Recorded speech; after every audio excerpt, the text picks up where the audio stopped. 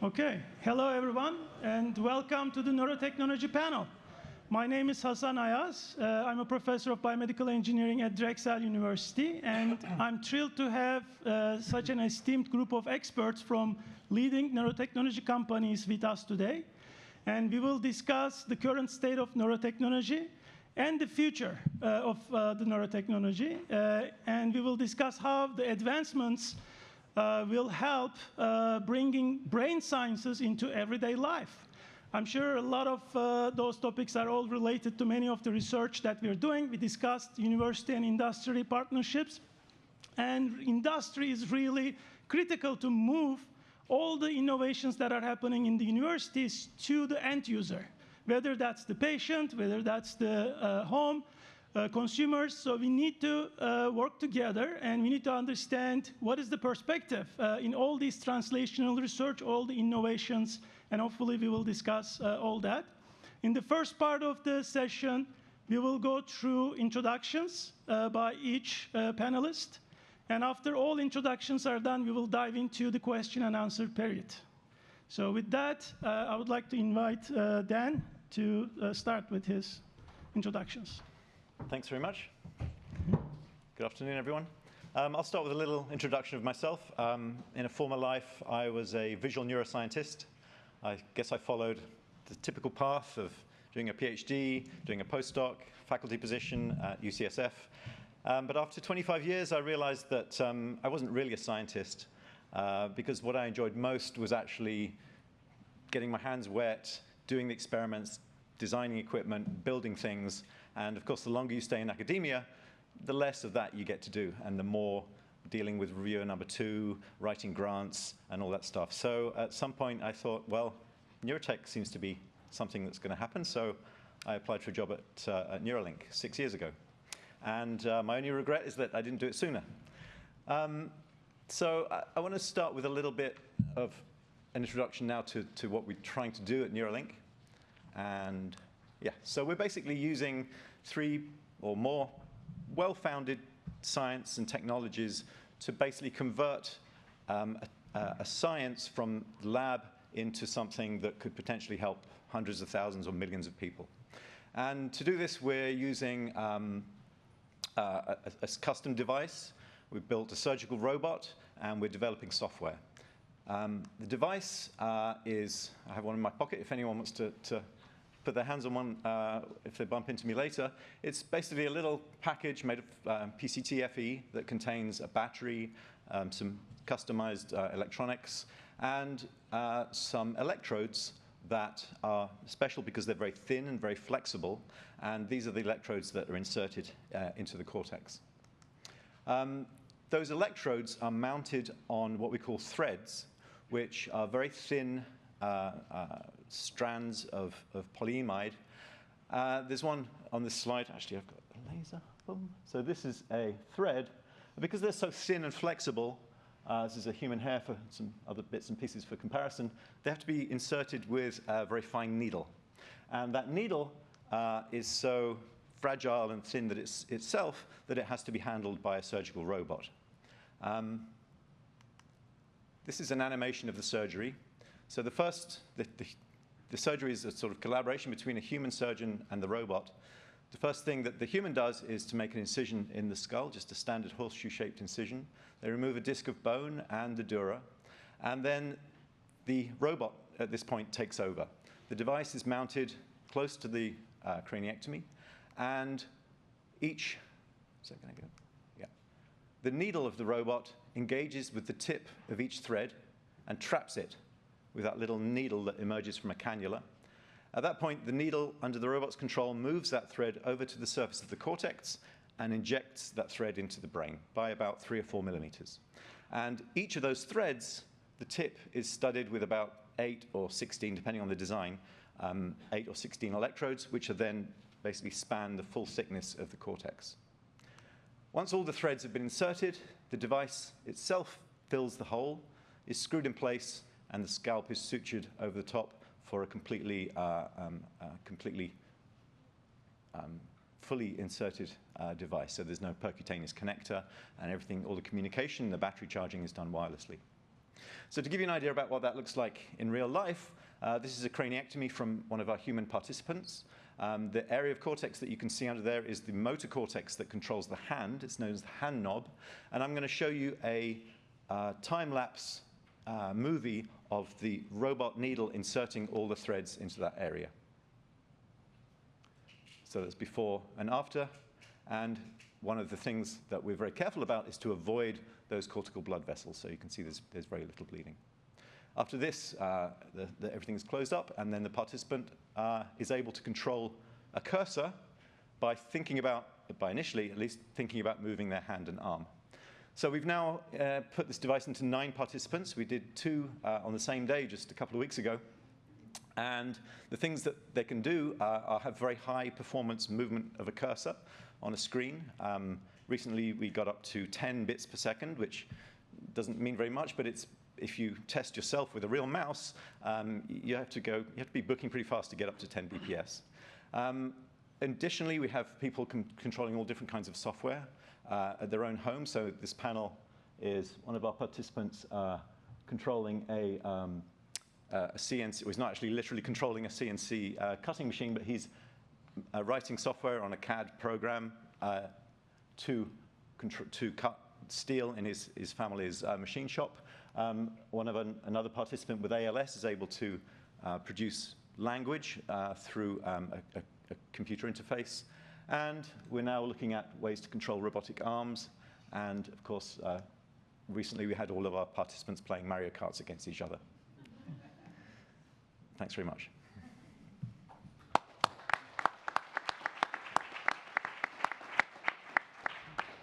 Thank you, Dan, for the impressive work, and Christoph.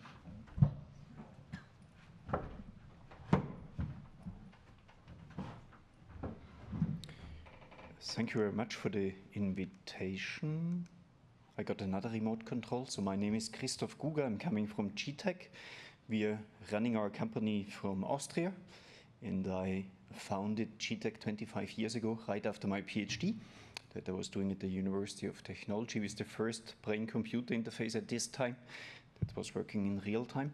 And at the moment we have a couple of different medical applications. Here on the video you can actually see our Cortex-U system that's used by neurosurgeons, and they are placing ECOG grids directly on the cortex.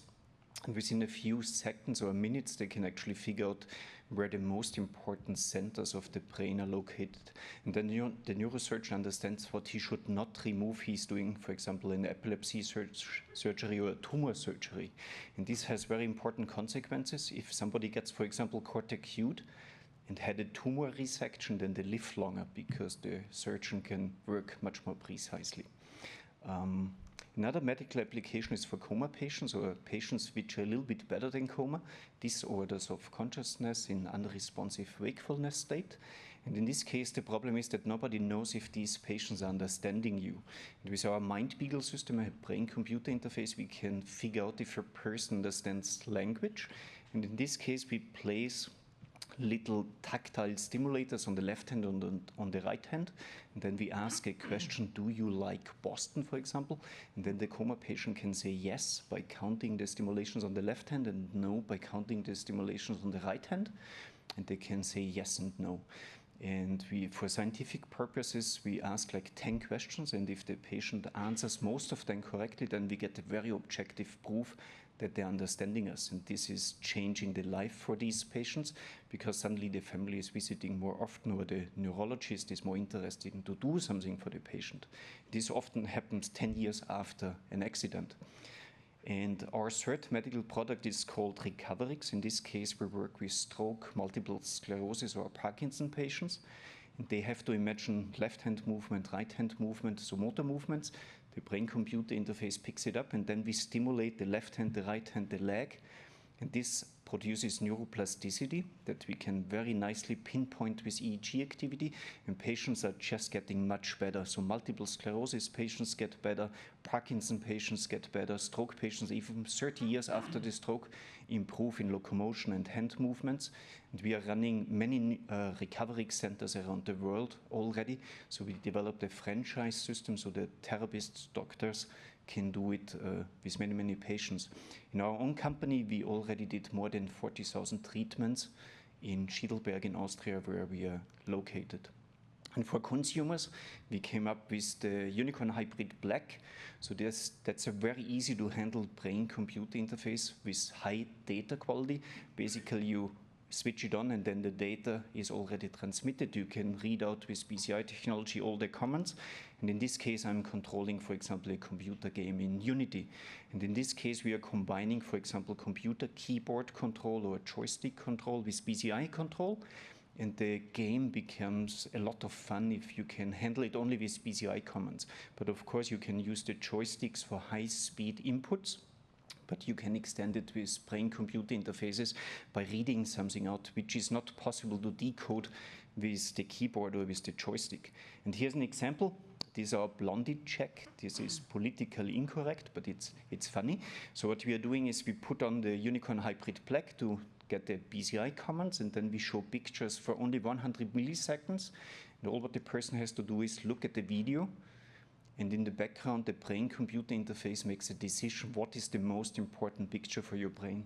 You can see the blonde girl is on first position, so this is the most important one. Then we have some other human beings, landscapes. The lake, for example, is the least important picture for this brain. And this is also something that you cannot do without brain-computer interface technology, because we can read it out before you are aware what you are seeing. And it can also get pretty embarrassing. We did it, for example, with some guys where we mixed pictures of human beings into the picture set, the mother, the girlfriend, and suddenly the mother was ranking before the girlfriend. It's something that you don't want to show to her. And this is a new device, our BCI Core 8. So it's even getting simpler and simpler and cheaper over the years. In this case, we just put it on with a magnetic holder. Then it's already reading out the EEG data. And this is also something that we are using for animals. So here's a horse. This sounds a little bit funny to record EEG from horses, but it has also a very unique application. In Hong Kong, for example, we have the problem that horses are killed if they break the leg in a tournament. And then it's too dangerous for a surgeon to do the surgery because suddenly they kick out. And with the BCI core, they can monitor the level of anesthesia, and they can still proceed with the neurosurgery or the surgery of the leg. So it saves also a lot of horses from being killed. And we are also running a brain-computer interface spring school. This started actually with the pandemic a couple of years ago, and this year we reached more than 90,000 people participating in spring school, coming from 140 countries around the world. So we had even participants from Burkina Faso, and every year it's getting bigger and bigger. And in the best lecture, we had actually more than 55,000 people watching at the same time the program that we have. So this is bigger than the presidential lecture at the Society of Neuroscience meeting. So neurotechnology is spreading out, and the whole world is actually coming into this research, and this is exactly what we want to achieve with our BCI Spring School. Thank you very much.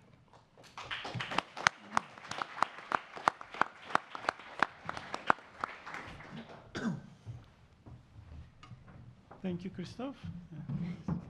Hello, everyone. I'm Katherine. I am Kernel's VP of Applied Science and Clinical Research. So to translate that, I direct our research programs, and I'm also our study PI. So I'm happy to have a little bit of time to tell you about our research and our work at Kernel. So Kernel, if you haven't heard of us, we're a startup. We're based in Los Angeles, and what we've developed is a whole head coverage time domain functional near-infrared spectroscopy system. That's it on the right. So it has a helmet form factor. I can set it up on myself in about a minute, and on myself I would get about 3,000 channels of time domain FNIRs. So what we've really worked on with this system is making something that's able to be deployed into a clinic or into places that have where you need to be able to set up quickly, and you might have people with a little bit less training. We are currently building the clinical applications of this system, and where we've started are our objective measures for cognitive impairment and depression. I'll talk a little bit more about that in a second. Our Flow2 system is also available for research purposes commercially. It's in use at dozens of universities across the world. We also support companies that are looking to understand how their product is impacting the brain. That's another way that we generate revenue.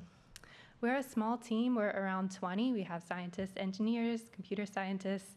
We've been working together. I started at Kernel in 2018, so we've been working together for quite some time, and we enjoy working on this very hard problem of how to get this system out into the world.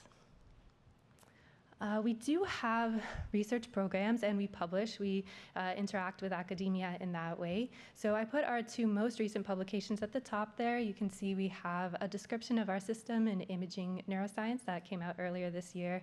And then we also have our first paper looking at developing a biomarker of mild cognitive impairment using our system. That was developed in collaboration with our clinical research partners, so that data was collected in a clinic, and that's in NPJ dementia.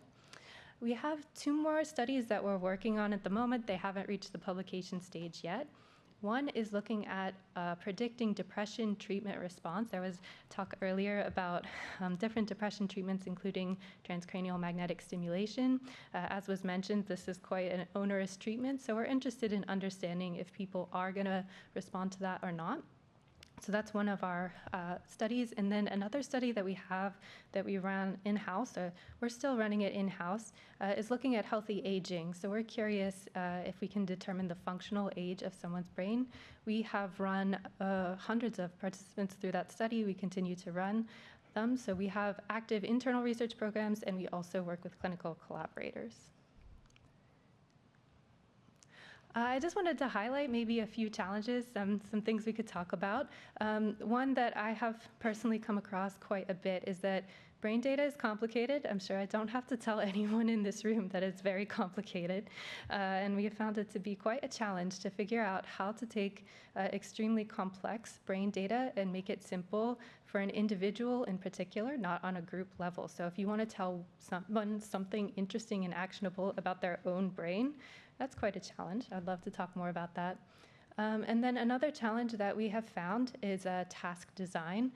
So for us, it's always a balance, balancing innovation or maybe ecological validity versus a track record of success. We find that for different applications, we might weight one over the other. And I would be really interested in talking some more about that with all of you.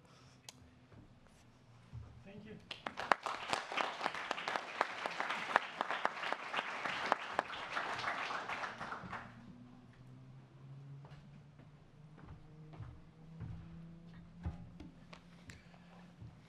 Hey everybody, it's a pleasure to be here.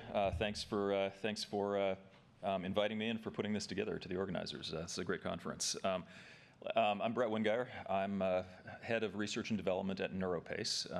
I'll just take a minute to introduce myself and tell a little bit of the NeuroPace story here. I'm a biomedical engineer by training. I got my PhD in BME, focusing on electric fields in the brain. Did a bunch of work with scalp EEG. As a side note, if anybody in the audience wants to come talk to me about the transition between academia to industry, or even the pain points of coming out with a biomedical engineering degree and figuring out anything to do with it, please feel free to come talk to me, because there's a lot to be said on that topic. But I knew early on that I wanted to be doing what I do in industry.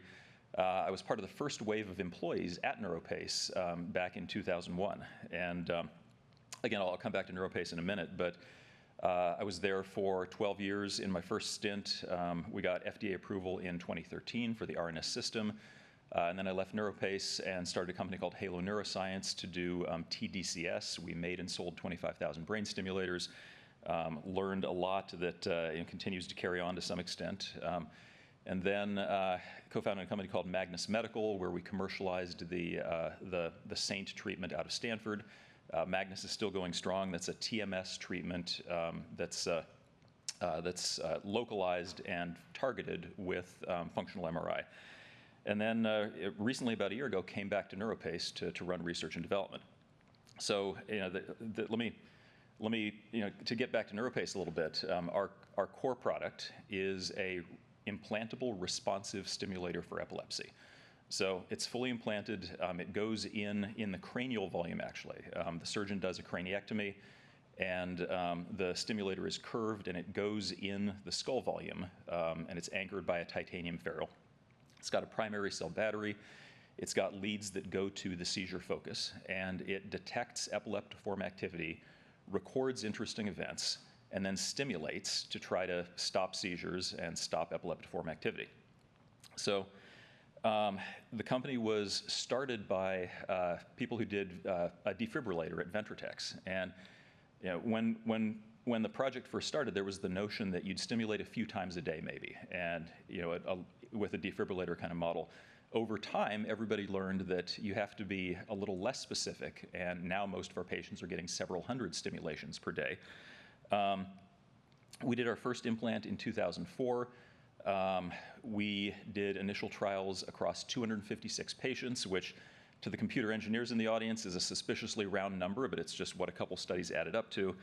You know, one thing there, that was enough to get us FDA approval in 2013, and it was enough to get a ton of data, because this is a device that it's out there, it's in patients' heads, working nonstop to record electrographic activity from the cortex and from depth electrodes.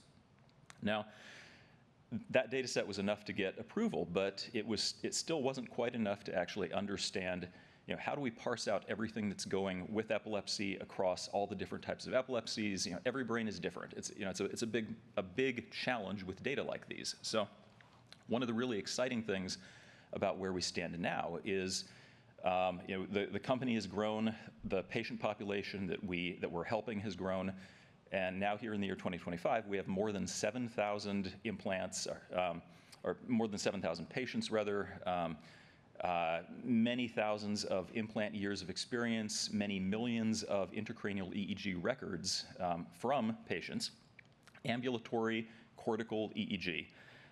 Spanning years in some cases. And that's a data set that's finally letting us unlock, you know, how do we help this work better and better in more and more people. And we just recently released results from our post-approval study that showed 82% seizure reduction after 3 years of treatment, and 42% of people are seizure-free for 6 months or more, which, you know, this is these are people who've tried multiple medications.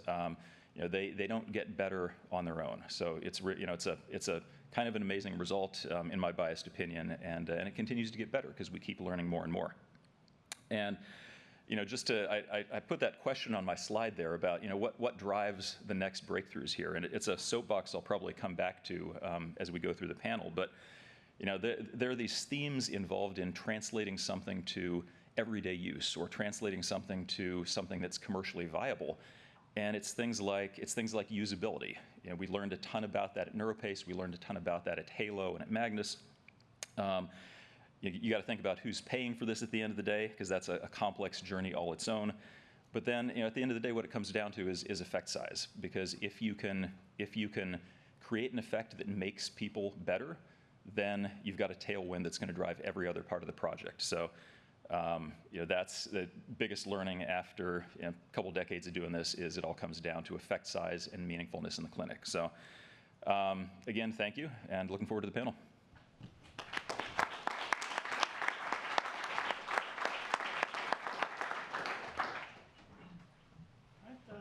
Thank you all for sharing all this impressive work.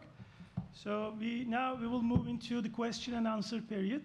So for our audience, if you have any questions, please come to the microphone, and you can address the panelists, either one or all. Maybe to get us started, we can discuss the vision for future of neurotechnology.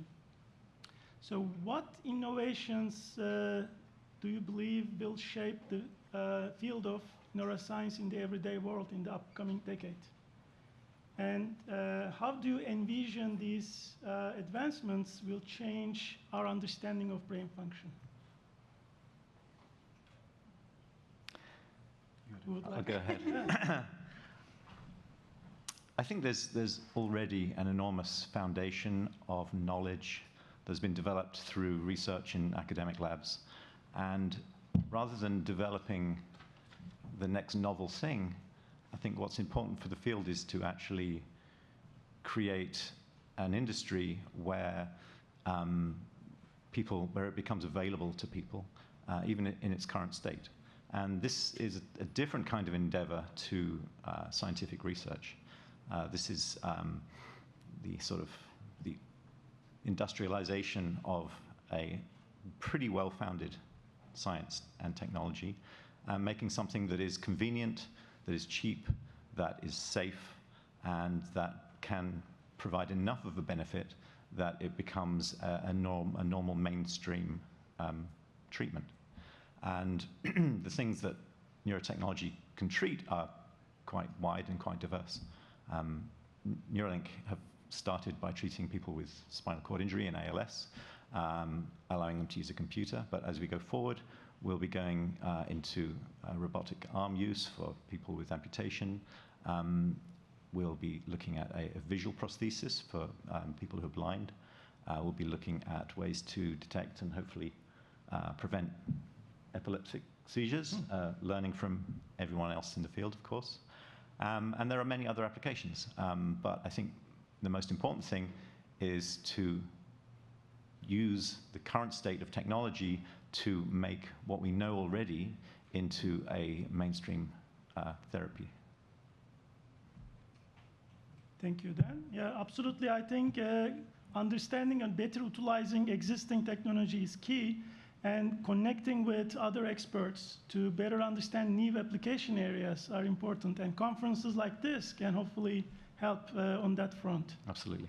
So anyone else would like to add something? Maybe just building on what you're saying a little bit, I think AI is obviously going to have a big impact, but what will drive it will be data, which is going to come from wider use. So we expect that there will be kind of a synergistic effect.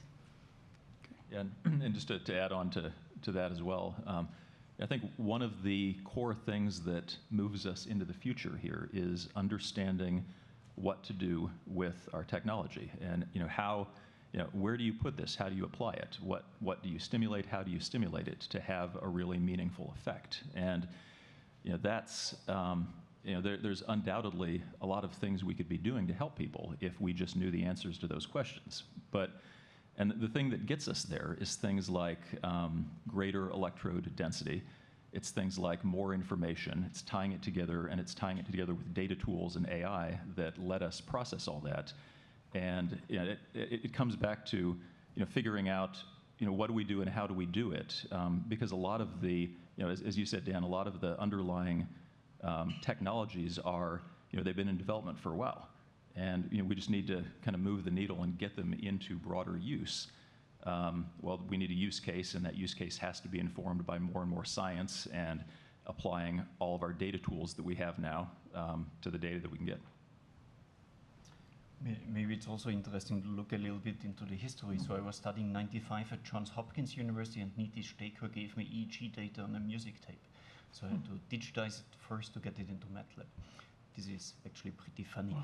And nowadays we have EEG systems that work with 1024 channels, so this was completely impossible a few years ago. So we just get much more information, or it's so easy nowadays to get ECOG data.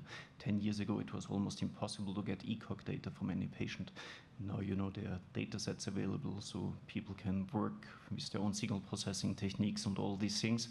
In 1999 at the BCI conference we had 90 attendees. Now at Spring School we have 90,000 people around the world interested in BCI technology. So the workforce is much better than 20 years ago. So and this triggers also so many applications. So 10 years ago we started with stroke neurorehabilitation. Then we figured out it works for multiple sclerosis. A few years ago we figured out it works for Parkinson. But there are so many other illnesses, dementia and Alzheimer and much more. And each one you can actually spend your life to figure out how to use it correctly. Okay, thank you. And we have a question? Yeah, very inspirational. That you could bring science to the community and bring these laboratory ideas to greater impact and use. A great lesson for young people who are looking for new directions for careers. I have a couple of questions. One of them is, with recording data on folks in the real world, including really intimate data on how their brains are working in certain situations, and linking them to real-world activities and places, this is the most intimate of data, and I'm sure you've thought about it a lot, but where are the protections for information for the subjects? And then the second question is, who owns the data? Do you own the data, your companies, or do the subjects or the patients own the data? Excellent questions. Yeah. So I'll dive in first. There are some legal issues around data ownership that at the end of the day I would have to refer to the lawyers to answer. I think we're a public company. I think we have it documented somewhere that's public. But let me to the question of privacy and safety and how do we view this and how do we make sure that we're doing the right thing here? There are best practices in the industry for data protection and cybersecurity. Certainly anything, any use beyond conventional use for treatment is governed by IRB-approved protocols and so on. On the cybersecurity front, it's something that everybody in the industry is thinking very hard about, and privacy as well, because the U.S. is kind of gradually catching up to Europe, maybe, on these things, and FDA certainly cares a lot about it, and the whole industry is having to level up on cybersecurity analyses and threat modeling and linking that to patient safety and things like that. So, it'd be an hours-long discussion of best practices there, but I think anybody doing anything credible in the area has to take it very, very seriously. What about the ownership part? I literally, I've only been back at NeuroPace for about 11 months. I would literally have to look at the data ownership policy because I am the head of R&D, and neither the clinical affairs nor the lawyer nor the business person. The reason I ask the question is that as we all begin working in different areas, there's a lot of power in aggregating data together. The NIH Director's Office has a sort of vision of data counts, collect once, use numerous times, or use many times. So there are opportunities to collect data in disparate places, say on how people perform in the real world, and to aggregate them in a variety of different kinds of models, like federated models, to great success, like in the N3C National COVID Cohort Collaborative, or in the Recover Initiative, or any other number of big national and global efforts around a disease or an urgent problem. So having the data that you collect in your companies available to other scientists who could analyze them for the greater good would be very powerful. Mm-hmm. And just one reaction to that, I think, speaking for NeuroPace, I think we have a lot of very powerful data that can undoubtedly continue to shed more and more light on the brain and how it works and different disease states. I think that we actually have a little bit of a gap in our ability to link that to anything in the real world other than seizure counts. There's studies where folks are using the device in an IRB approved kind of way to with cognitive tasks and things like that. But we actually have we've got a lot of great brain data, but we actually have kind of a dearth of what are people doing in the real world with that. Thank you. Any others panelists would like to add something? Yeah. I can talk about the privacy issue a little bit. So in terms of what we're actually doing at the moment, we're recording from about 1,024 electrodes in motor cortex, whilst our participants who are paralyzed are attempting to move their hand. And we use that data to decode to move a cursor on a screen. So one of the stated risks that we stated to the FDA in preparing our clinical protocol for this study was that it would be conceivable that someone could get hold of that data, and then what is the risk? Well, the risk is that they are able to decode it and convert it into a path of a cursor on a screen, and then if they knew what was on the screen, then they would be able to know what the participant was clicking on, and so they would have basically a view of what that participant was doing on their own computer in their own time. which in theory is feasible, but actually it would be a lot easier to put a virus on the computer, or to steal the computer, or to look over the participant's shoulder.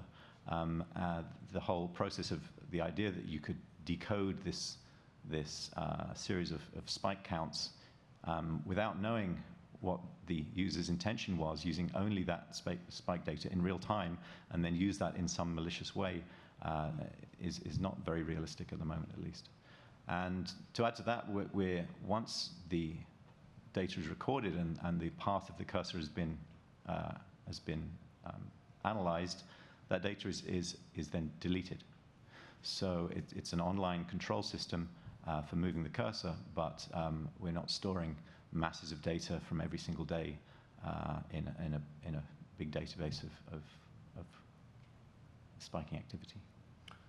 Maybe it's also interesting to understand. So we recorded, for example, 40,000 data sets in our own office of stroke patients, and with these data sets, we were able to understand with only 30 seconds of EEG resting data which stroke patient gets better and how much this stroke patient will get better. It is very useful information for the patient if we can tell him, with a very high significance value, how much he will improve if he gets the treatment. This is what you gain by looking at a lot of data. And important is also to understand that there are very strict regulations for medical devices. So FDA has rules, the European Union has rules, and then the other state has rules. And actually it's stricter than aviation. So a Boeing or an Airbus has less regulations than a medical product, because nobody wants to put a patient at risk who is already ill. That's the explanation for that. And sometimes we are already over-regulated. So if I consider, for example, coma patients, they would need this technology very urgently, but over-regulation is a problem. So it's very expensive to get it cleared, and sometimes it would be a big advantage to get medical products out faster to help these guys. Okay, thank you. Yeah, it's important to have a balance between the safeguards and to make sure that innovation can proceed. Yeah. So you have another question? Yeah. Yes, given the different devices and device geometries, I'm wondering your thoughts on standardizing brain anatomical locations like the 1020 EEG system, and what can be done to improve and standardize those systems. There's currently an effort to standardize a brain map using the Human Connectome project, which requires a certain battery of fMRI and anatomical MRI sequences, and that basically projects a map of something like 200 cortical areas onto the brain surface. We're using this in conjunction with normal just task-based fMRI to locate the areas where we will insert the threads. So far, this has turned out to be very successful, and all the sources of agreement, all sources of evidence agree on a single location. But as we go into other applications, other brain areas, then things may become a little more esoteric, and that's where I think standardized maps and with confidence intervals are going to be very helpful.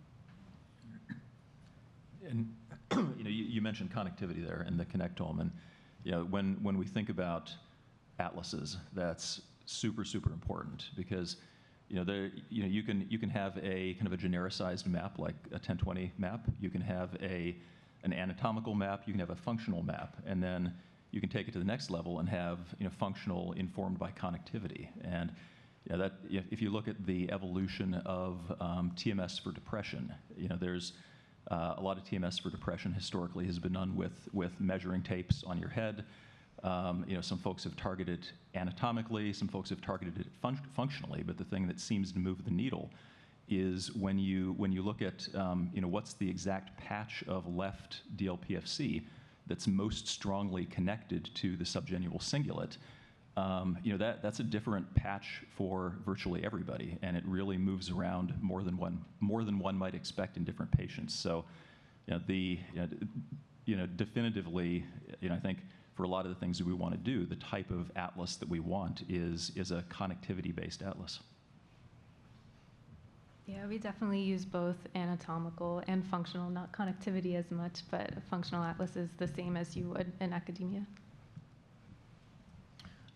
Maybe I point out it's very important to have different techniques to map up the brain. So the golden standard for neurosurgeons is electrical cortical stimulation. This means you take current into a certain cortical region, you turn up the current, and then you observe what's happening.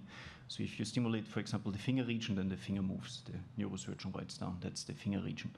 There's a region, the temporal base, basically the bottom of the brain, which is very current sensitive. This means it's painful if you stimulate there, which has the consequence that neurosurgeons are just not doing there.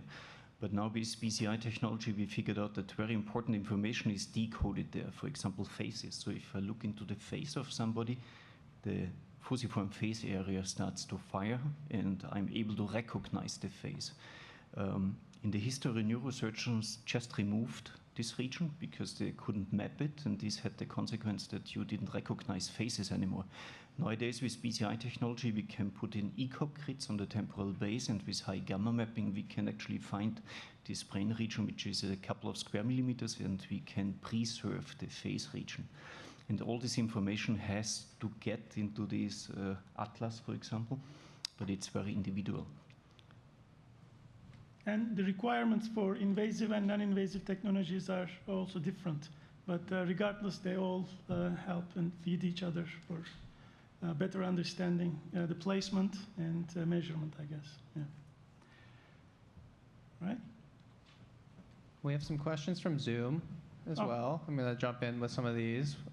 So first, this isn't for anyone in particular, but can you describe the challenges of decoding higher order cognition like intention or emotion using non-invasive methods? Sure. Yeah, that is one benefit of a non-invasive, FNIRS in particular, as we think of it as being more tightly linked to these higher areas of cognition. And I would say especially we use tasks. We were hoping that we would not have to use tasks and that instead we would be able to tell everything that we needed to know about someone's brain just from their resting state. But unfortunately, that doesn't seem to be the case. We have to use specific tasks in order to kind of do a stress test for different types of cognition. So I would say that task design or thinking about how people are using their brain when it's being measured is a really important component. I have one more question from Zoom before you go. This one, again, isn't targeted at anyone in particular, but Jonathan Richardson asks, these efforts have incredible promise. I noticed that EEG, deep brain stim, and even FNIRS were all invented some time ago, as was fMRI. It seems like clinical applications are coming relatively slowly in these areas. Why do you think this is, and do each of you feel that things will accelerate now that we have these elegant commercial efforts?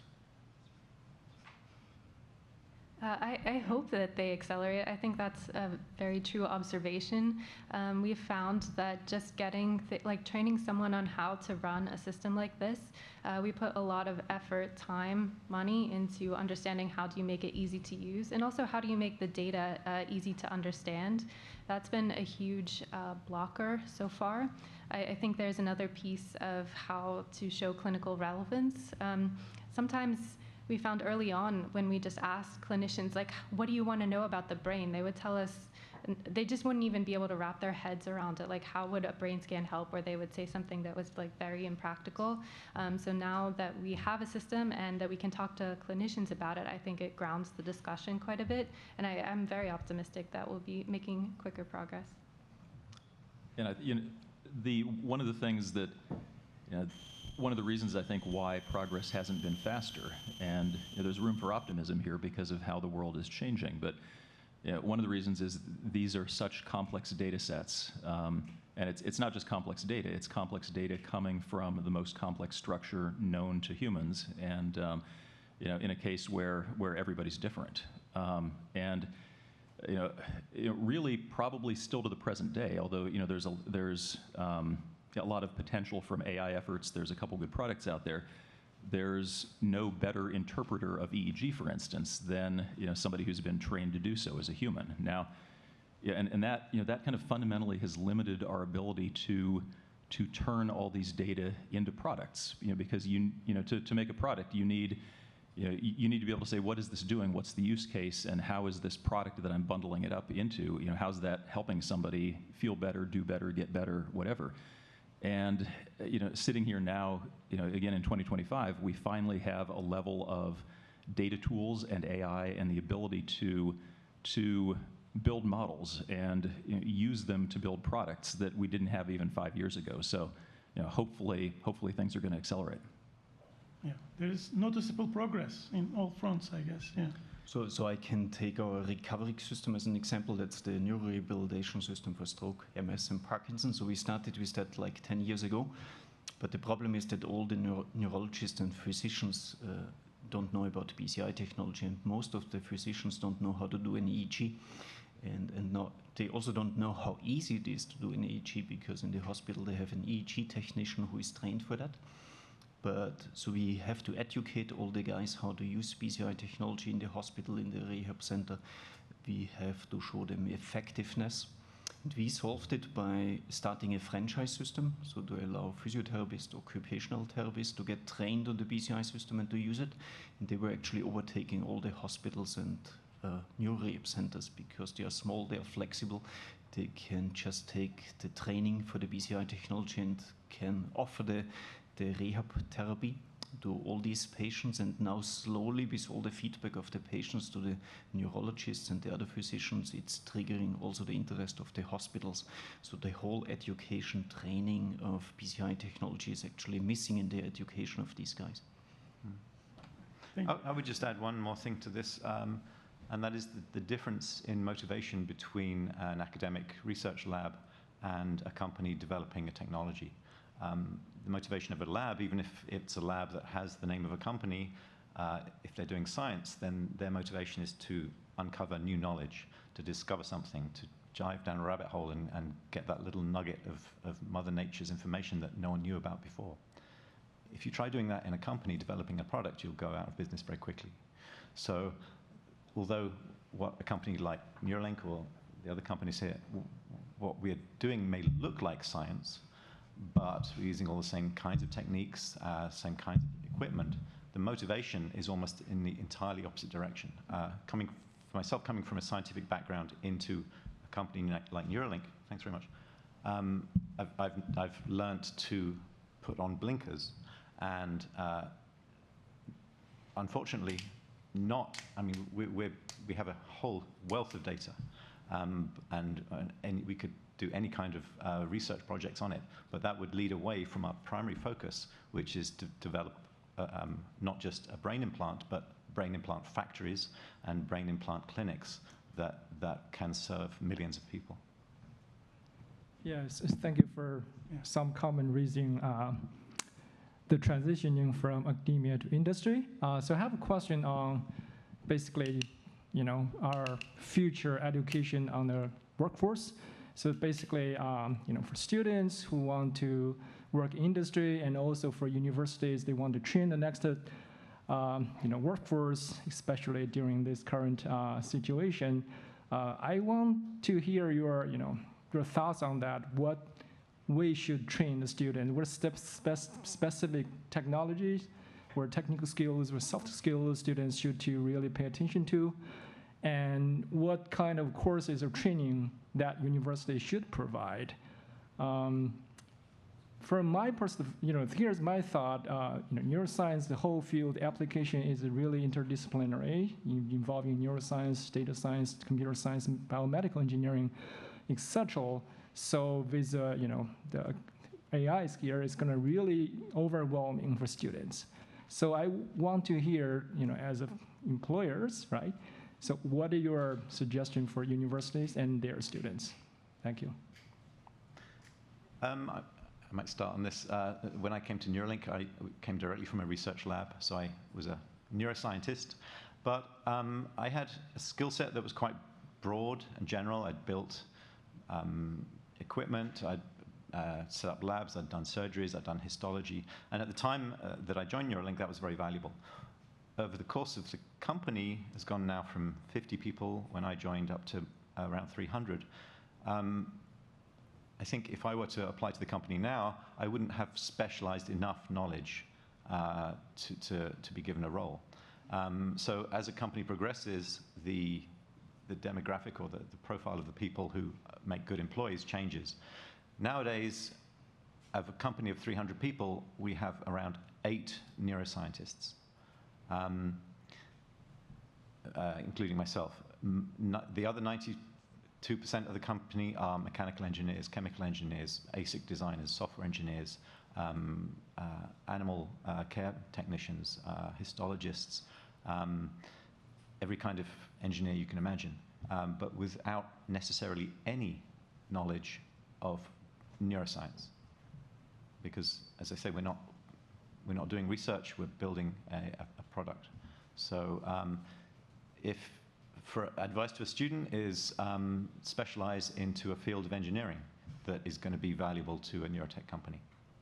Yeah, I could not, I couldn't echo that enough. That's, and it's kind of my core advice whenever anybody asks me that kind of question is, it is just vastly, vastly easier to get into industry and be doing interesting things, with the ability to do engineering design or some kind of specialty that lets you fit into a specialized role that most companies have.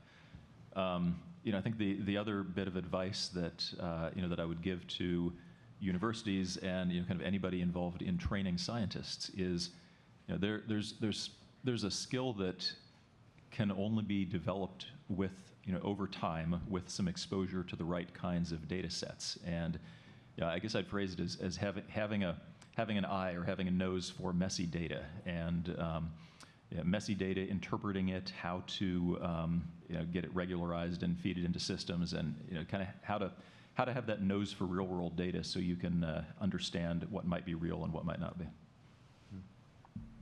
I would build on that a little bit. I do think the engineering skills are, my short answer would be Python. My long answer would be communication skills. There is a huge gap, I think, between the level of communication skills that are expected in academia and what's expected in industry. It's what I had to work the hardest to learn. There's tons of things about the way that academia is structured and how it functions that, like, for example, if you have a disagreement with someone, you'll probably write a strongly worded review of their paper. You won't go talk to them about it.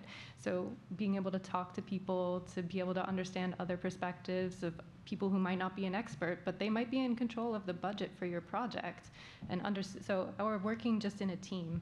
I think that would be an amazing addition. Yeah, for us, most important is hardcore electrical engineering. Guys who really know how to build a DSP, a microcontroller, to program it, to do C#, .NET, just to get it coded. That's very useful. I would have said Python too until about a year ago, and then I discovered that I didn't have to waste countless hours of my life learning code. I can just ask an AI to do it for me. Right. Yeah. Communication, I'm so glad you said that. It's huge. Alex? Yeah, I'm trying to tie together a few things. So AI, of course, is everywhere, and then the big data and so on.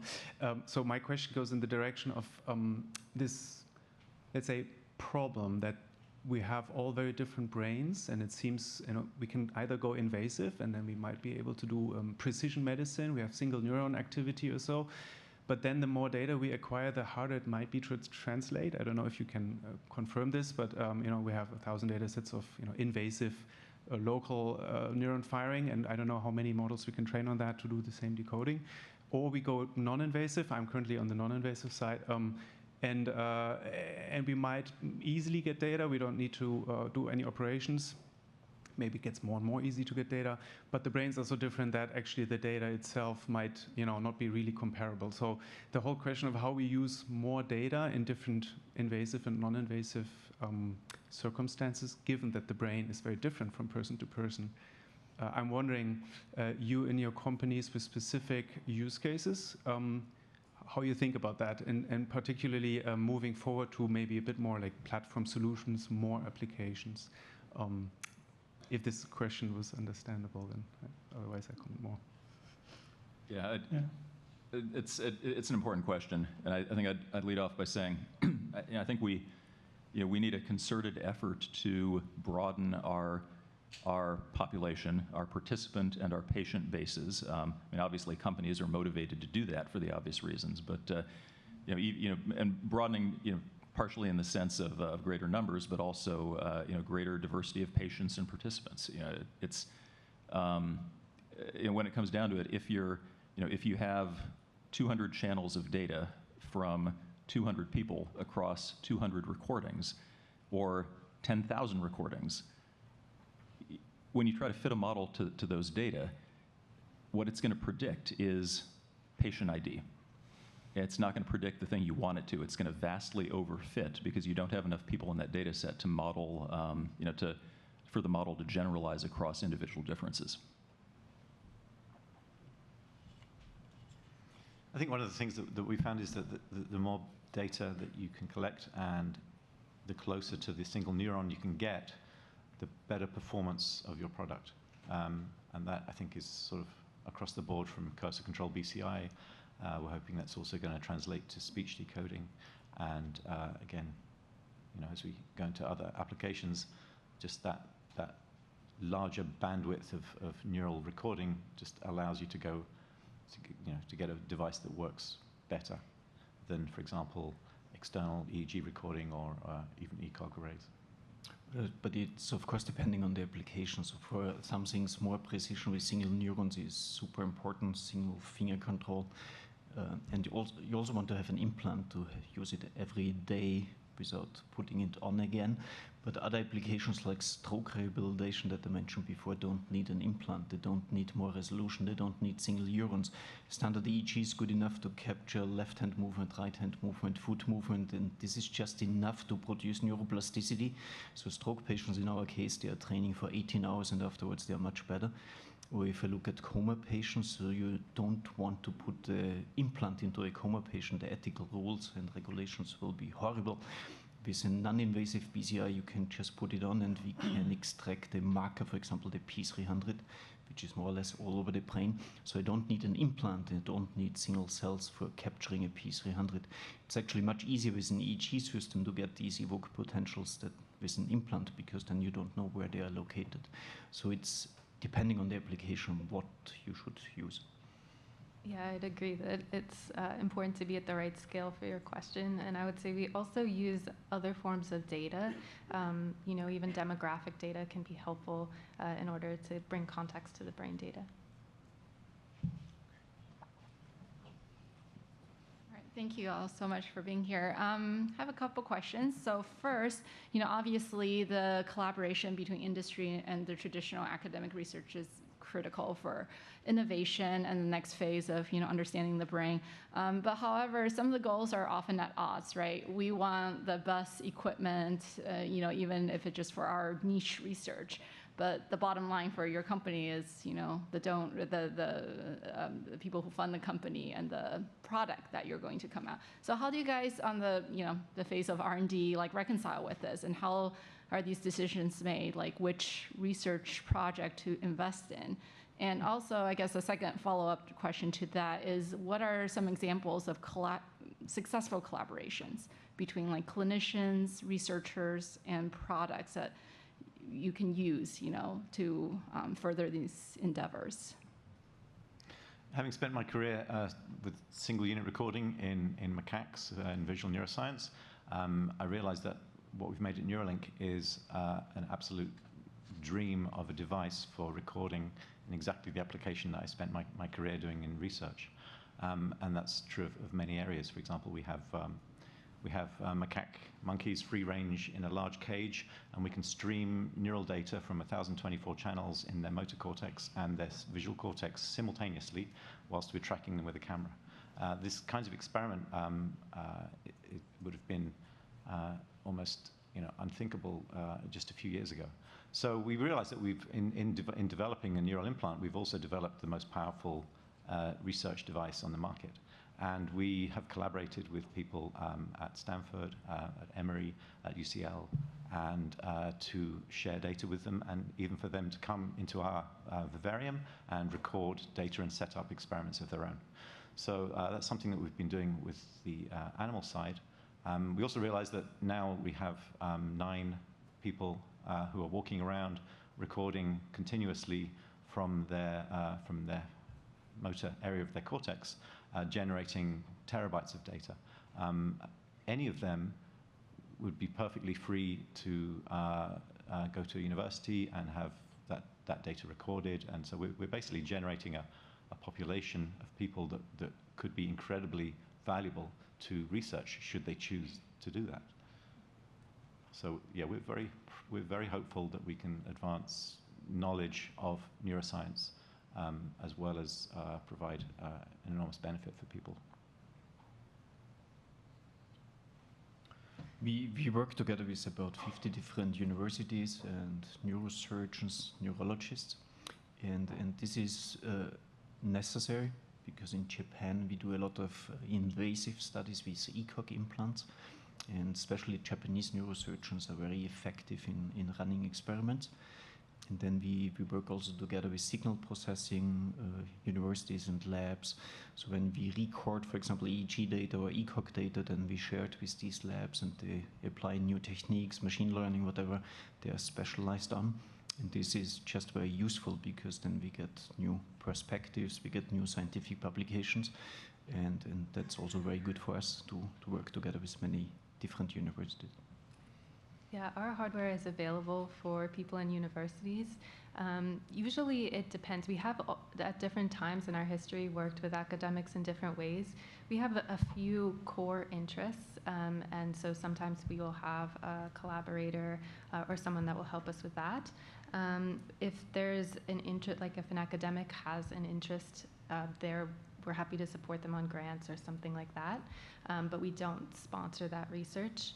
I will say we do, it's not, our issue is not the academic, but the university. We can often come into issues with IP or this kind of thing that have just been very difficult, especially we're a small startup, so then we're spending a lot of money on legal fees to kind of negotiate with like a giant university. So that has, I mean, I think it's a bummer, but that has come up occasionally.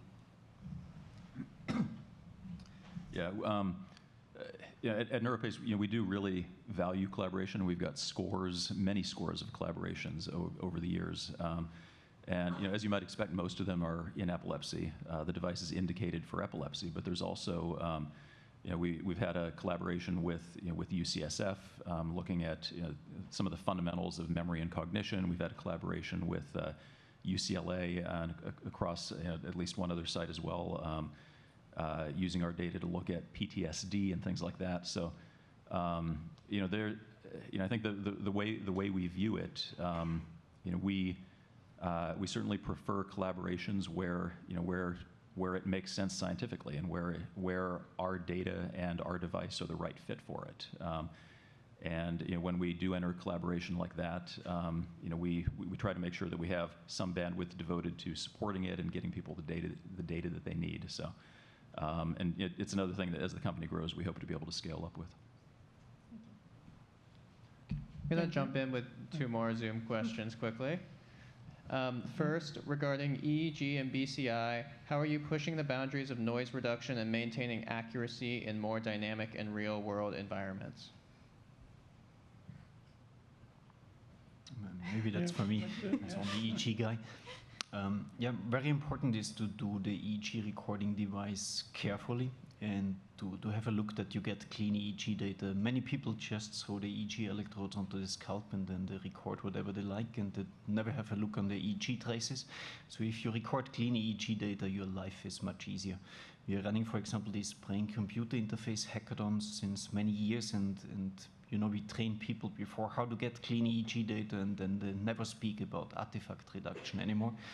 And key is lightness of electrodes and equipment.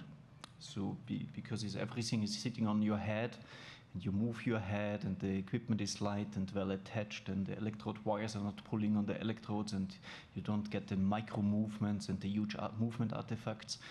And this is super important, and then you get clean calibration data and your BCI performance will be much better. In addition, you can do some signal processing techniques like oversampling, anti-aliasing filter, adaptive filtering to clean out artifacts. And with such a setup, we can even record clean EEG data while a person is doing nowadays a backflip, and we can analyze the EEG data still under these situations, which was unthinkable a few years ago. So if a person is just walking around, it's not a problem anymore if you do it correct. As a longtime EEG guy as well, I find the signal gets a lot better if you move the electrode just about a centimeter in that direction. I would have to agree with that. And then one more question from Zoom. I'm inspired by how physicians have been integral to the development and deployment of neurotechnologies like brain-computer interfaces. My question is, what are the most meaningful ways a medical doctor can contribute to this kind of industry innovation beyond just being a clinical end user? Specifically, how can future physicians help shape the design, validation, or implementation of these technologies from within a company or startup? We have a team of neurosurgeons who do the implantation surgeries, and one of them in particular has been was one of the founders of Neuralink, and over the years he's given us incredibly good advice, not just on neurosurgery, but on mechanical design, on logistics, on how hospitals work, on what patients want, and has been a very valuable member of the team. Although, at the end of the day, I think the ideal situation for a company like Neuralink is to not rely on the specialized skills of a surgeon in the implantation, but rather to make it something that is so easy and so fast that any neurosurgeon can do it. And in fact, ideally, we would take the neurosurgeon out of the equation altogether. But certainly, our model is that once the person has their implant placed, they go home and they never need to see a physician again. Yeah, this is an industry and a field where, in a lot of ways, kind of everything flows through the healthcare provider, both at the beginning of innovation and in the middle of innovation and at the end user level as well. And I think there's a lot of kind of obvious answers in terms of there's opportunities for physician scientists to understand, to be at the forefront of understanding this question that helps drive the whole field forward, which is how does the system work? How do we use this technology? And that drives identification of the indications and the business cases that that lead to more and more innovation getting out there into the world. I think another answer that comes to mind, maybe a side note, but I'd love to see physicians lobbying for training in residency and fellowships that that covers the technology available. And there's kind of a generational shift in some specialties where more and more physicians are getting more and more training on interventions and technologies, but there's still a long way to go. Yeah, I think any physicians that are interested should just reach out to any company. I know that we like to hear feedback, and we especially like to hear feedback from a lot of people. So if you're interested, I'm sure there are ways to get in touch and to have your feedback heard.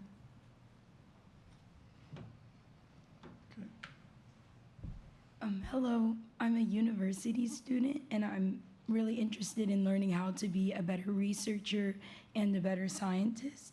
So my question is, how does your device take in individual differences in brain anatomy, and how do those differences bring about new questions that your company works to address? So how do you incorporate different ideas that arise whenever you bump into different questions, and how do you kind of communicate that with your team to advance your device?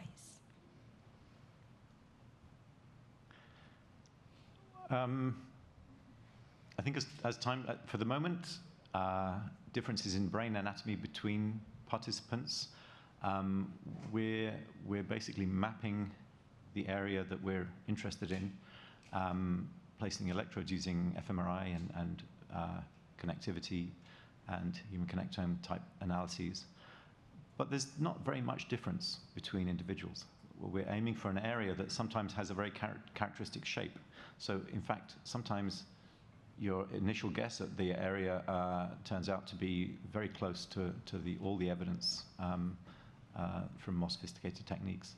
So, and it's usually about there. And one of the advantages that we have is that we can also spread our electrodes over quite a large area of cortex. We're not restricted to a 4x4 millimeter Utah array, for example, footprint. So at the moment, at least, it's not an incredibly critical decision. We tend to get very good performance from the electrodes wherever we place them. We're basically just filling the whole area that we expose with electrodes. As time goes on, obviously, and we get to different target areas, then we'll probably need more sophisticated ways to map them. For example, a speech implant. There are a number of areas along the motor strip that become active when someone speaks or moves their mouth and lips in an MRI scanner, so that gives us an extra avenue of evidence. But in terms of variability between subjects, I think so far at least we're at a very kind of mechanistic level in the brain. Certainly in terms of the motor BCI and later when we do a vision BCI, these are very stereotypical, well-characterized areas of the brain that don't have very much variability between individuals. And there's for a kind of NeuroPace specific answer, there's just an enormous amount of individual variation in epilepsy, although there's commonalities to things like mesial temporal sclerosis and whatnot. But we find that most of our patients have been on just a long journey of mapping and physicians trying to understand that individual patient because our stimulation is focal. That said, that once we get once somebody's implanted, there's also a ton of variation in the signals, and there's clustering that emerges and distinctions between the type of signals we see in individuals. Some of them are related to the phenotype of the disease in obvious ways, and others aren't, and we have to try to make sense of that. And so there's kind of getting to the other part of your question. There's like any type of unexplained variation, that leads to hypothesis generation, and we don't have full time for everybody to do hypothesis generation, but we try to make sure that we carve out some time to think about what does this effect mean that we're seeing? Are there hypotheses related to epilepsy? Are there hypotheses related to other things of interest? And then things like that go into a pipeline of thinking about innovation and what are the things that we could pursue next, either alone or in collaboration. So normally what you do is you put on more electrodes over. And then you figure out which one actually coding the information you're looking for. And then you can downscale to the exact electrodes you need. And this helps you also to understand which region of the brain is coding what. Yeah, we have a similar strategy. We don't measure anatomy, but one thing we do think about a lot is reliability. So just like, are we measuring the same thing in the same person multiple times? And that's what we focus on. Thank you. So I'd like to hear the panelists, the difference between, let's say, making let's say a better car or better brain interface is that we don't really know how the brain works, right? So we don't really have the fundamentals. You can say, one approach is more electrodes, smaller electrodes, fancier signal processing, right? Fancier transducers. Is that sort of, and obviously, from the perspective of industry, is that really the main thrust, that you sort of over-engineer the system? Or is there a requirement, however hard that is, that you need to figure out stuff about how the brain works in order to get to the success that you hope to achieve? So, I think if you look at the totality of the kind of larger neurotech field, the greatest commercial successes have been the places where something is well enough understood to put an electrode somewhere and do something concrete. And I'm thinking about it's not brain but spinal cord stimulation, DBS for movement disorders, neuromodulation for focal neurostimulation for epilepsy. It's one of the reasons I'm excited about things like Neuralink is we know enough about from the outside looking in, we know enough about motor cortex and what we can do and see there that we don't know everything, but we know enough to take a stab and get there and make a difference and then continue to learn more. So, but it's I think success here really is driven by not knowing everything, but knowing enough about the system to take a stab at doing the right thing in the right place. I think we're also far away from over-engineering. In clinics, they're using the 1020 system. This gives them 19 electrodes. And recently, we developed a 1024-channel EEG system. So now we can decode single finger movements with non-invasive EEG. If you look at the standard 1020 system, then you would be completely blind for two reasons. First of all, the electrodes are too far away. And secondly, the electrodes are too large. So we have 9 electrodes under the space of one standard EEG electrode that hospitals are using. And this is just, blanking out all the information. So there's much more room to improve accuracy.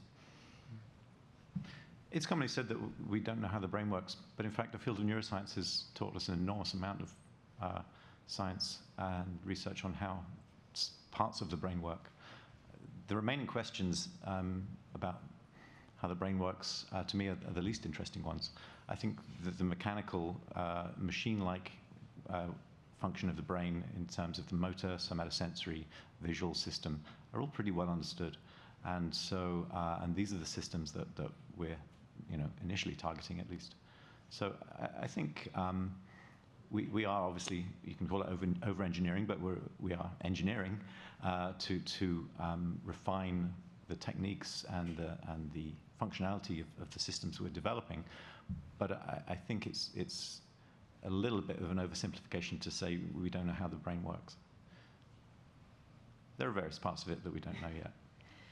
Yeah, I would say we're VC funded, so we have to be able to talk about the application and how we think what we're building is going to address a particular market. So we don't have to understand everything. We just have to understand enough to be able to build a particular type of product.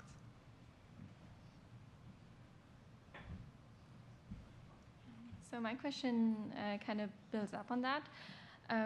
You've been talking a bit about like achievements that were unthinkable like 10 years ago.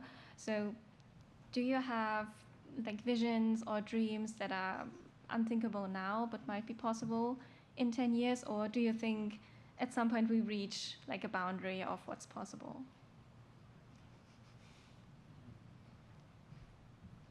That's a good question. I hate to say that anything is impossible. People have been saying things that are impossible for hundreds of years. I would like to have a caveat about what is possible and what is not possible, and that is timescale. For me, there are various things that I think are going to be very difficult to do. So, for example, one of the things we're developing is a visual prosthesis.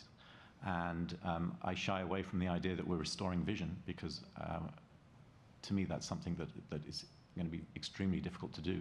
What we can do is make something that is incredibly useful for people who can't see. But the caveat is that humans have only been around for not that long. Hopefully, the planet's going to be around for much longer, and if we don't destroy ourselves, then we could be developing science and technology for the next 5, 6, 10,000 years. I'm never going to say that something is going to be impossible in 100 years, let alone 1,000. So I'm very optimistic that there may be things that are incredibly inconceivable now that will become commonplace in 100, 200, 1,000 years. Yeah. I think there's room for a lot of techno-optimism about brain interfaces in particular. And part of that is because of the data tools that we now have, and that's the kind of thing that drives step function changes in what a technology can do.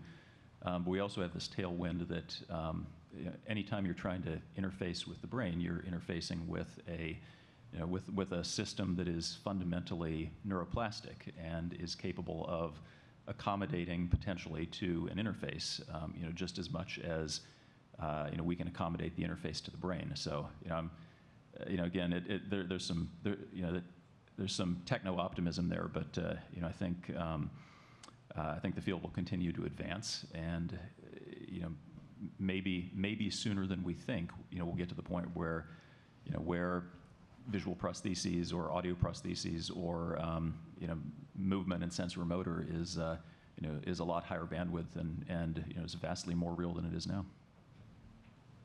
So I would like to see that it gets so easy and usable that people are using it on a daily life when they're watching TV, for example, and this could be tremendously useful as a predictive tool. So if you're developing dementia, it's useful to know it as soon as possible, and if this can be done while you're watching TV, for example, this would be one single very useful application for everybody. Yeah, I think I can measure my brain at Kernel HQ in like 10 minutes and get kind of a health reading. So that's like a very cool thing, and I would love to see that further distributed. As for like specific applications, I don't know. I'm always thinking about, is this like a flying car or a self-driving car?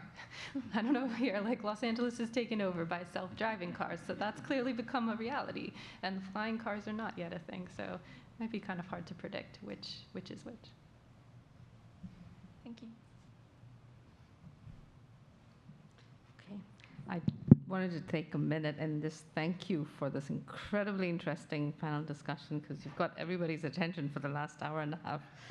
But I want to shift the question a little bit in a different direction. Scientific innovations aside, what do you think or how do you think your end game will play out in terms of real world adoption? Do you see insurance companies paying for these devices? Do you see... You described it like somebody could just be sitting at home measuring their brain. So is this like a user product? Like where's your product going to go in the future? Maybe we'll start here. I think it will be a combination. So we have already very cheap BCI systems that users are just buying. And they use it for computer games, for example, or just to develop something themselves because it's fun. And also many social security systems are already paying our Recoverix treatment, for example. That gets already reimbursement in Austria, in Switzerland, in Germany, in Finland. So in Switzerland, for example, people are paying 130 euros for one BCI treatment, stroke patients, MS patients, and they get 100 euros back. So it's 30 euros self-payment, and all the rest is covered by the insurance company. This will just happen much more in many more countries. So it's already there. The ambition of Neuralink is to have clinics, specialized clinics throughout the world where millions of people are being implanted for very conveniently the same day, rather like a LASIK surgery, for it to be entirely covered by insurance for people who have some kind of disease or something that's being treated. Eventually, people without any disability could elect to have a Neuralink implanted. I would have one today if I could, just to look at my own brain activity. But to do that, you need to think in enormous scale, and to make it safe and convenient and inexpensive, you have to just scale everything up exponentially. So that's our ambition. Okay. Dr. Lee? Yeah. Okay. Thank you. I want to echo Swati. It's a really so great discussions, and so now I was thinking. So I'm asking question and wearing a different hat. So in the mornings, I will share with you. So as a scientific officer from Chen Institute, I also have a hat as a VC investor as well. So neurotechnology is one of the area I was also so look into as well. And from that kind of like angle, so we're talking about and go-to-market strategies and product development. So as a neurotechnology, if we're looking at it as an industry, so I want to maybe so ask you so your thought. So when we're looking at an industry and when we're looking at the product development and in one company or one industry, and so from one drug pipeline or treatment pipeline to another treatment pipeline.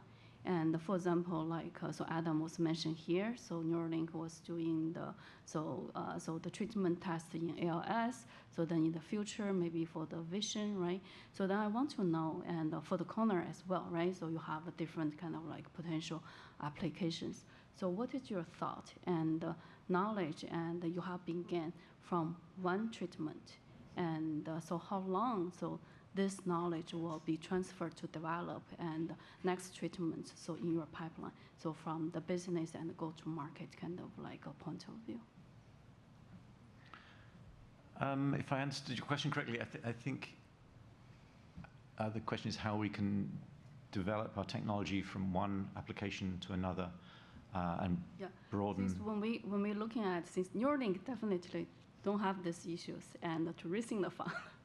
But when we are, so as a VCs and looking for all the startup companies and approaching to us, right?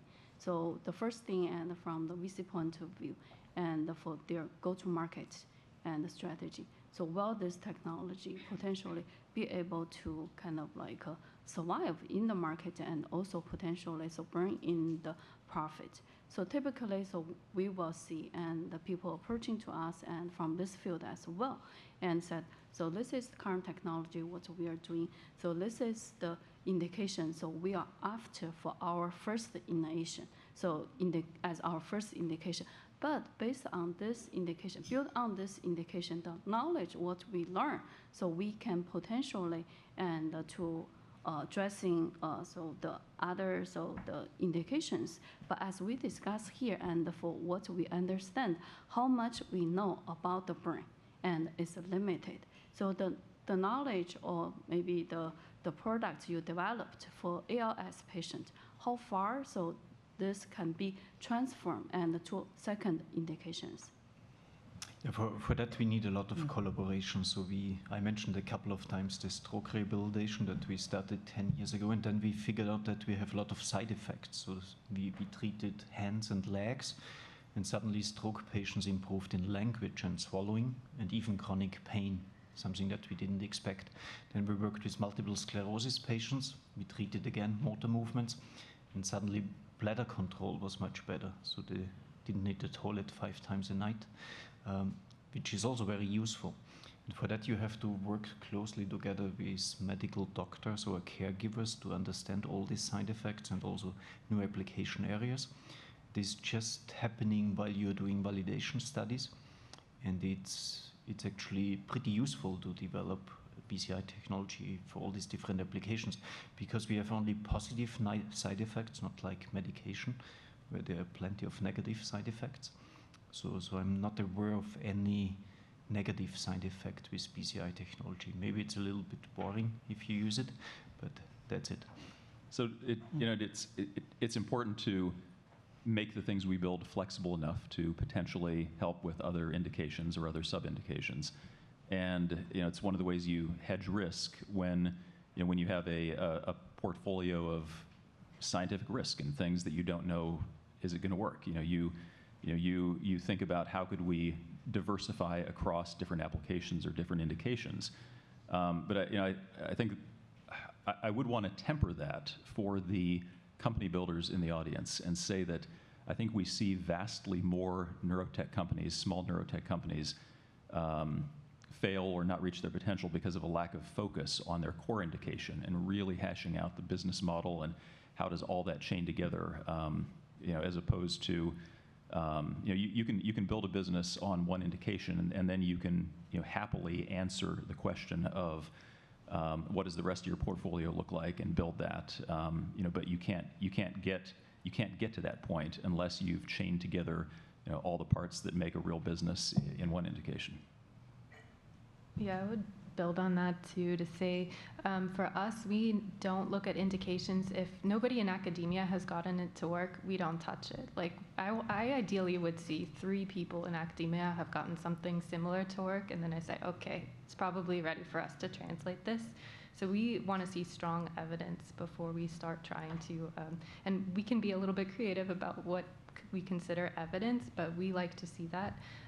We do borrow things from studies. We think a lot about how long a study is going to take, or how long will it take us to get feasibility data to show that it works in our exact situation. And the other that helps us build our pipeline. And then the other thing that we have recently started doing is our longevity study. So we have started building our own kind of reference group. So that'll allow us to build other clinical indications more quickly because we already have a bunch of normative data.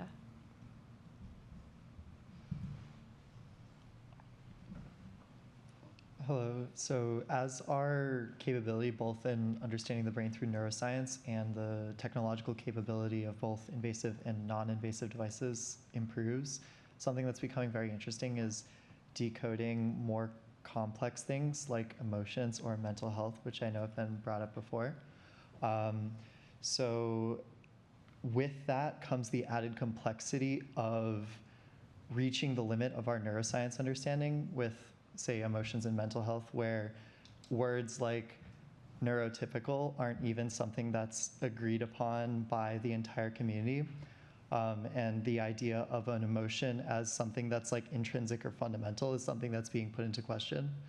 So if you're trying to develop devices that create these concrete objective measures, I was wondering how you approach that problem of sort of the limitations of the fundamental neuroscience understanding and the ambiguity of, should this be like a spectrum or a yes-no classifier or something in between? Yeah, we've come up against this quite a bit, especially the classifier idea, or like a yes-no answer. And of course, there are gray spaces that's not a yes-no. And we actually look to blood tests. Blood tests also, like for certain things, they don't have a yes or no. So we have started playing with yes, no, and indeterminate. Like for this person, just to be honest, like we can't tell, sorry. Like try it again, or maybe we can't help you, but at least we are upfront with, and we also look at how certain we are for any kind of estimate. I think, yeah, when we are kind of in this space, so for us, one of our main clinical studies is looking at predicting depression treatment response. So I don't think of it as like identifying an emotion per se. We still have the same kind of control of like we're comparing, you know, something versus another thing, and then do we see a difference in your brain? It might not be the same, but if between people, but the difference might be the same. So we bring those kind of capabilities and ideas from science into our clinical work. We're in a field where it's very tempting to be kind of reductionist, and to do so in a way that minimizes human variation. And it's one example that comes to mind is in some of the foundational work behind TDCS of the motor cortex. There are these results that that came out a couple decades ago. If you do anodal stimulation, it goes one way. If you do cathodal stimulation, it goes the other way. And it's easy to take that as gospel, but when you go and you replicate that, the group effect is there. But you do it on 100 people, and 50 of them go this way and 40 go this way, and the other 10 do something in between. And it's when we're presenting results to patients or drawing conclusions or building products or whatever, the more of those gradations we respect, then the better we do, I think. So what we do is we bring people, each one, into a specific situation, record all the EEG signals or our parameters, and then we train the classifier on that. And with that, you get an estimate how well you can distinguish different states, like emotions, from each other. And this is coupled to the classification accuracy. So if accuracy is high, then you get a reliable classifier. If the accuracy is below chance level, then it's nonsense. But with this approach, you can even decode emotions to some degree in a useful way.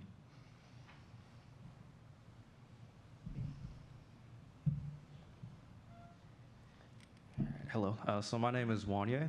My question is, I've seen many commercial and medical and research efforts around understanding our minds, emotional states, et cetera, as it relates to the individual. But I guess my question is, how do you believe this research will impact the future of how we communicate and maybe how we interact with one another and shape our reality collectively? Simple question.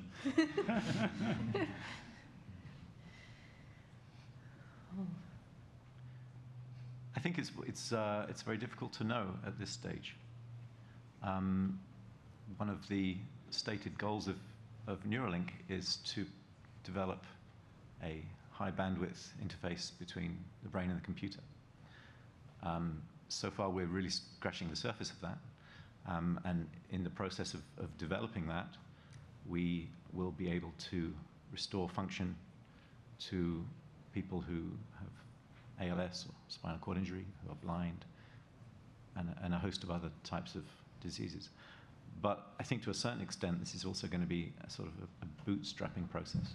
So as the technology develops, we will learn more, and that will teach us, that will lead us how to improve the technology. And an ideal endpoint will be that we will know enough and the technology will have developed enough hand in hand, like a symbiotic relationship, to develop something like a high bandwidth communication system between the brain and a computer. So how that will shape society in the future, I hope I'm around to see.